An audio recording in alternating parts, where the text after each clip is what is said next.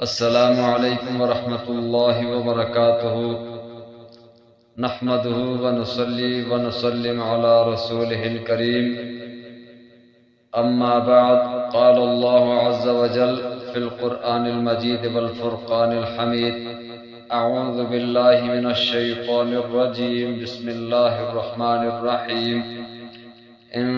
کنتم جنبا فاطہروا وقال رسول اللہ صلی اللہ تعالی علیہ وسلم تحت كل شعرة جنابة او كما قال علیہ الصلاة والسلام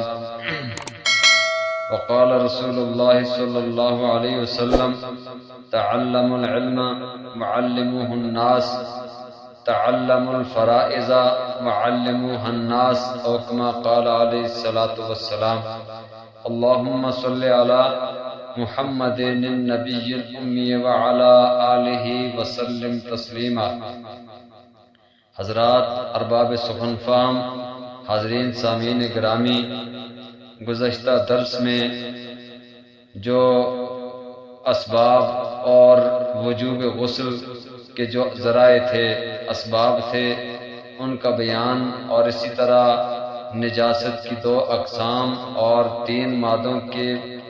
پہچان اور ان کے حکم پر بیان جو گزر چکا ہے، اور اب جو واجب اور فرض جو غسل ہے، اس غسل کی ابتدا جن فرائض پر مشتمل ہے، ان فرائض کو چند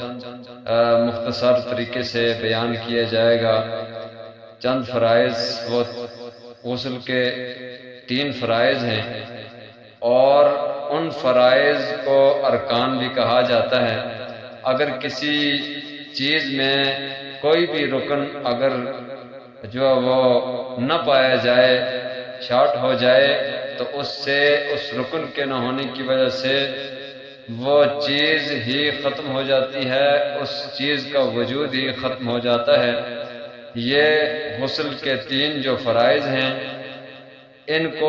غسل کے ارکان کہا جاتا ہے۔ ان میں سے اگر ایک بھی نہ پایا جائے، ایک بھی درست نہ ہو، تو پھر گویا کہ غسل کا وجود ہی ختم ہوگا، طہارت ضروریہ بنیادی طہارت ہی حاصل نہیں ہو سکتی۔ ان فرائض میں سے پہلا فرض وہ کلی کرنا، منہ میں پانی ڈالنا اور اس زور سے منہ میں پانی کو حرکت دینا کہ جس کی وجہ سے دانتوں کے خلا میں بھی پانی پہنچ جائے اور منہ کے ہر ایک کونے میں پانی پہنچ جائے، یہاں تک کہ جو وہ مبالغے کے ساتھ مزمزہ کرنا، جسے عربی کی اصطلاح میں، فقہ کی اصطلاح میں مزمزہ کہا جاتا ہے، کہ منہ میں پانی زور سے ہلانا اور غرارے کرنا یہاں تک کہ حلق تک پانی پہنچ جائے، منہ کے اندر کی کوئی بھی جگہ خشک نہ رہے، ایک بار یہ کام کرنا فرض کہلاتا ہے۔ اور اگر روزے کی حالت میں نہ ہو تو پھر اگر غسل کر رہا ہے اور اس غسل میں جو یہ منہ میں پانی ڈالنا ہے، مزمزہ یا کلی کرنا ہے، تو یہ اس میں اتنا مبالغہ نہ کیا جائے کہ جس کی وجہ سے پانی حلق سے نیچے اتر جائے اور روزہ ہی ٹوٹ جائے۔ ایک مرتبہ یہ مبالغے کے ساتھ پانی منہ میں ڈال کر حرکت کرنا اور تیزی سے منہ کے اندر پھیرنا کہ جس کی وجہ سے منہ کے اندر کی کوئی بھی جگہ، کوئی بھی جو خلا، کوئی بھی درمیانی جگہ، کوئی بھی کونا خشک نہ رہے، اور مبالغے کے ساتھ اچھی طرح سے حلق تک مکمل طور پر پانی پہنچ جائے، پورے منہ کا جو علاقہ ہے، ایریا ہے، وہ مکمل طور پر تر ہو جائے۔ ایک مرتبہ یہ فرض ہے۔ اور اسی طریقے سے جو دوسرا غسل کا جو فرض ہے، وہ ناک میں پانی ڈالنا مبالغے کے ساتھ، اس طور پر کہ ناک کے اوپر جو نرم ہڈی ہے، اس ہڈی تک مکمل طور پر پانی پہنچ جائے، مبالغے کے ساتھ۔ یہ بھی روزے کی حالت میں نہ ہو تو اس صورت میں جو ہے وہ روزے کی حالت میں تو احتیاط ضروری ہے، تاکہ پانی جو وہ ناک کے جو اندر سوراخ ہیں ان سوراخوں سے ہوتا ہوا حلق سے گزر کر جو وہ نیچے معدے تک نہ پہنچ جائے، تو احتیاطاً جو ہے وہ اس میں یہ مبالغہ نہیں کرنا۔ اور ناک میں پانی ڈالنے کو فقہ کی اصطلاح میں استنشاق کہا جاتا ہے کہ ناک میں پانی ڈالنا مبالغے کے ساتھ، تاکہ ناک کے اندر کا کوئی بھی جو وہ کونا، کوئی بھی جگہ خشک نہ رہے، مکمل طور پر تر ہو جائے۔ ایک مرتبہ یہ کام کرنا فرض کہلاتا ہے۔ اور اسی طریقے سے جو تیسرا فرض ہے کہ سارے جسم پر اس طریقے سے پانی کو بہا دینا کہ تاکہ جسم کا کوئی ایک بال کی جگہ بھی ایک بال بھی خشک نہ رہے،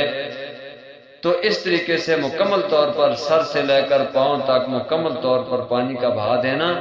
یہ ایک مرتبہ یہ فرض کہلاتا ہے۔ چونکہ قرآن پاک میں اللہ تعالی نے فرمایا وَإِن كُنتُمْ جُنُبًا فَاطَّهَّرُوا، اگر تم حالت جنابت میں ہو، بے غسل کی حالت میں ہو، تو اس صورت میں فَاطَّهَّرُوا، خوب اچھی طرح سے مبالغے کے ساتھ، مکمل کوشش کے ساتھ، انہماک کے ساتھ، اہتمام کے ساتھ مکمل طور پر فَاطَّهَّرُوا، طہارت حاصل کر لو۔ اور پھر حضور صلی اللہ علیہ وسلم نے فرمایا کہ تحت کل شعرۃ جنابۃ، ہر بال کے نیچے جنابت ہوتی ہے۔ یہ جنابت یہ نجاست حکمی ہے، یہ ہر جگہ پر پائی جاتی ہے، ظاہر جسم پر، باطن جسم پر، ہر جگہ پر پائی جاتی ہے۔ اس لیے انتہائی مبالغے کے ساتھ مل کر پورے جسم کو ایک مرتبہ مکمل طور پر تر کر دینا کہ ایک بال کی جگہ بھی خشک نہ رہے، یہ ایک مرتبہ ایسا کام کرنا، سر سے پاؤں تک جو پانی کا بہا دینا، کوئی ایک بال بھی خشک نہ رہے، یہ فرض ہے۔ یہ غسل کے 3 فرائض ہیں، اور فرائض کا جاننا انتہائی ضروری ہے۔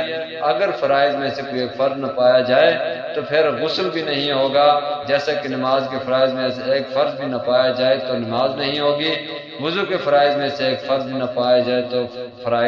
تو وہ وضو بھی نہیں پایا جائے گا۔ باقی وہ مسائل جو ہیں وہ آگے انشاءاللہ آئیں گے۔ غسل کے آگے غسل کا فرض طریقہ اور سنت طریقہ یہ آگے انشاءاللہ بیان کیا جائے گا۔ آج اس جو ہے وہ درس میں غسل کے 3 فرائض کو تفصیل کے ساتھ مکمل طور پر بیان کر دیا گیا ہے۔ اور اس ویڈیو کو جو ہے وہ لائک کریں، زیادہ سے زیادہ اپنے گروپس میں شیئر کیا کریں، تاکہ یہ بنیادی مسائل کوئی بھی سنے گا انشاءاللہ فائدہ ہوگا۔ اور زیادہ سے زیادہ شیئر کرنے سے زیادہ جو وہ یہ مسائل پھیلیں گے اور فائدہ ہوگا۔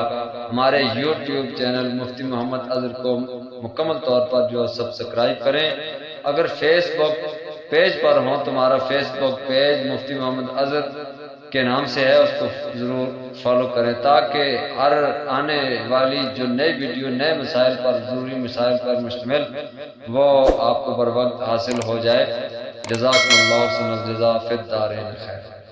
السلام علیکم ورحمۃ اللہ وبرکاتہ۔